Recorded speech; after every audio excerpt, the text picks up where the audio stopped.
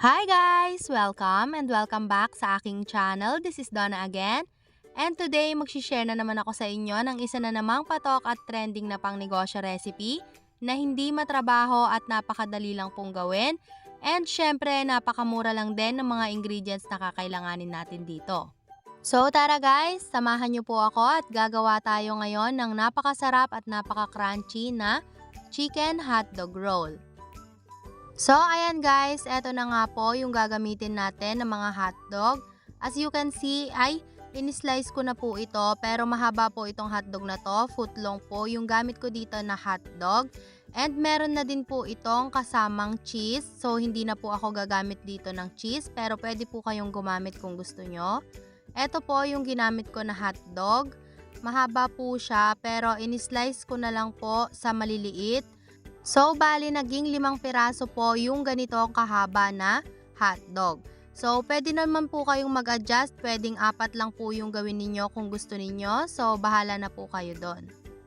At holiday hotdog nga po pala yung brand nitong ginamit ko na hotdog. Pero depende po sa inyo kung anong brand yung gusto nyong gamitin. Kung gusto nyo po na mas mura ay okay naman. At nagpakulo na nga po ako dito ng tubig. Tapos ay ilalagay lang po natin dito yung ating mga na-slice na hotdog at papakuluan lang po natin ito o lulutuin natin ito for at least 2 to 3 minutes to make sure po na talagang luto na yung ating hotdog.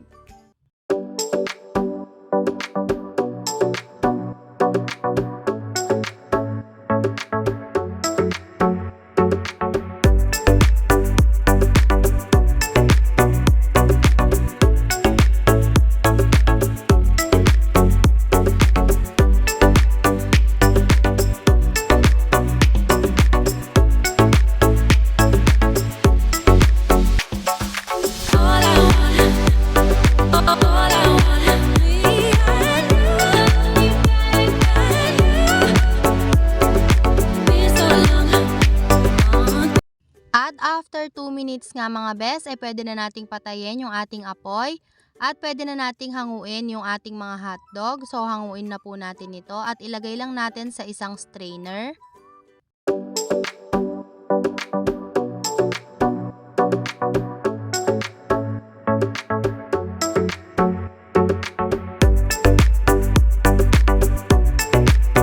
At ang isa pa po nating gagamitin dito ay yung ating lumpia wrapper.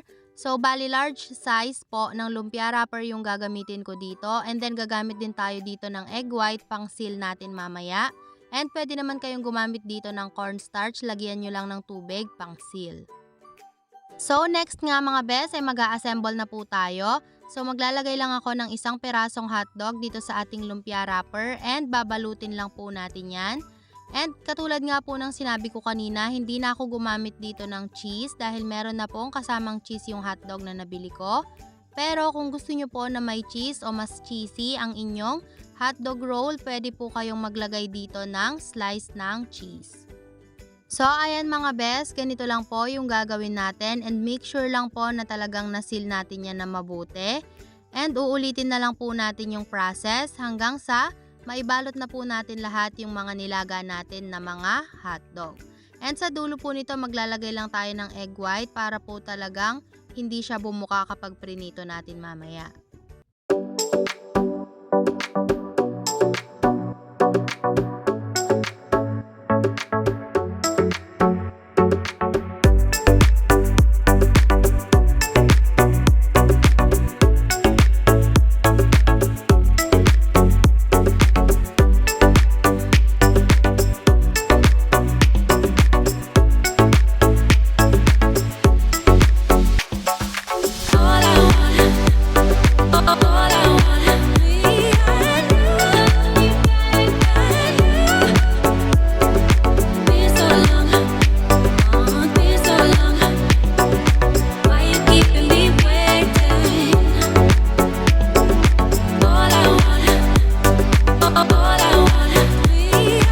So ayan, eto na po yung mga naibalot natin ng mga hotdog. At isi-set aside lang po muna natin ito. Ang next naman natin gagawin ay magpapainit na tayo ng mantika at mag-uumpisa na po tayo sa pagpiprito. At nagpainit na nga po ako dito ng frying pan. And then maglalagay lang po ako dito ng mantika. At hindi naman po natin kailangan ditong maglagay ng sobrang daming mantika. Pero kung marami po kayong mantika ay pwede kayong mag-deep fry na lang. Pero kung nag-uumpisa pa lang po kayo sa ganitong negosyo, pwede naman po kahit na konting mantika lang yung gamitin ninyo. And isa pong tip, huwag nyong masyadong papainitin ng sobrang init yung mantika bago nyo ilagay yung inyong hotdog roll para po hindi mabigla ng pagkakaluto and para po maging crispy talaga hanggang dun sa loob yung ating lumpia wrapper. And mas maganda din po yung pagkakaluto nito kung hindi natin masyadong i-overcrowd yung ating prituhan or yung ating pinaglulutuan.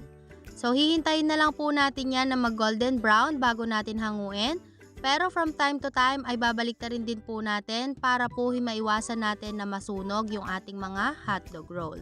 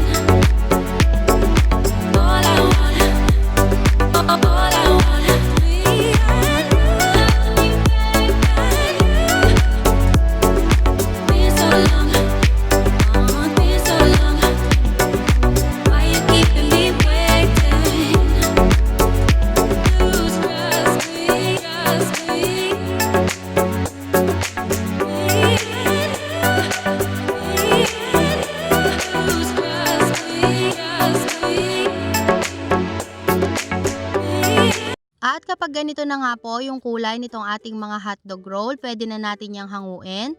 At ilalagay lang po natin yan sa isang strainer o kaya naman sa isang lagayan na may paper towel para po matanggal yung excess oil. And then, uulitin na lang po natin yung process at prituhin na lang po natin lahat itong ating mga naibalot na mga hotdog roll.